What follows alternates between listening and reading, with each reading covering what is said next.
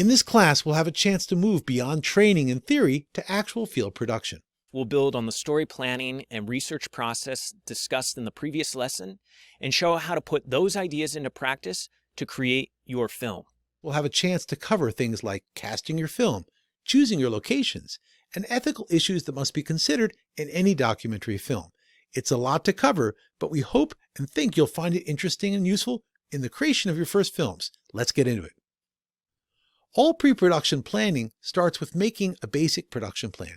You're going to want to think about what elements are needed to tell the story and how to best capture them. You're also going to want to think about the roles on your team. A lot of times it makes a lot of sense to divide a team into roles of producer, cinematographer, writer, and editor. That's how most documentary films are made. It's a lot of work, and dividing the work amongst the team often makes a lot of sense. You'll also want to think about permissions. Is filming permitted in the places that you plan to go? Do you need a formal release? Generally you do. So you'll want to think about that and plan for that early in the process. You'll also want to think about communicating with your subjects. The best films are really made in partnership with the people that you're filming. You're helping them tell their story in a way that respects their wishes and their story. And having that open communication about what the film is, who it's going to be shown for, and the intended audiences are all a crucial part of that process. Another thing to think about when you're creating a documentary film is ethical considerations. And this is something that will come up in many different ways.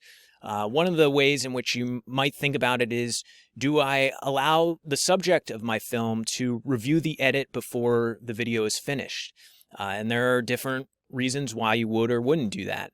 Another question might be, do I show very sensitive parts of the process or the story that I'm sharing?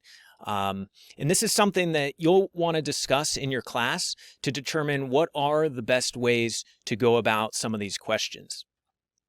Another thing that is very important are logistics and planning, and this is something that can make or break a shoot.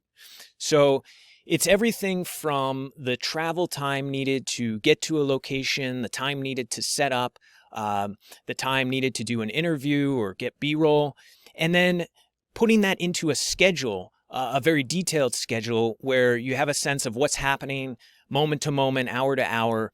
If you don't go over elements like this, your production is sure to run astray, and believe me, that's something that you just don't want to get into. And then another thing is remote interviews, especially in today's world. You want to develop ways to film more professional remote interviews. And we're going to help you with thinking about some of the software that you might use and also directing the talent or the subject that you're interviewing to give better responses on camera. We'll also think about some technical considerations such as lighting to get a better interview look, and also ways to download the video so that you have the highest quality for your edit. It's also important to remember that finding events and new story angles is an ongoing process. Very often during the production itself, research is ongoing and new things come up. Very often they're unexpected and they can often add a lot to the story. You want to be on the lookout for those things. You'll also want to think about the locations that you're filming.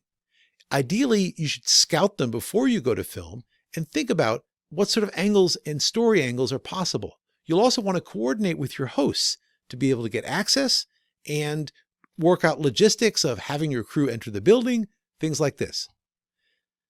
You'll always want to be thinking a lot about filming sequences. This is something we've already talked about in some of the other lessons, but it's very important to remember that you always want to start off with filming your establishing shot and then go in and film the details of whatever situation you're in.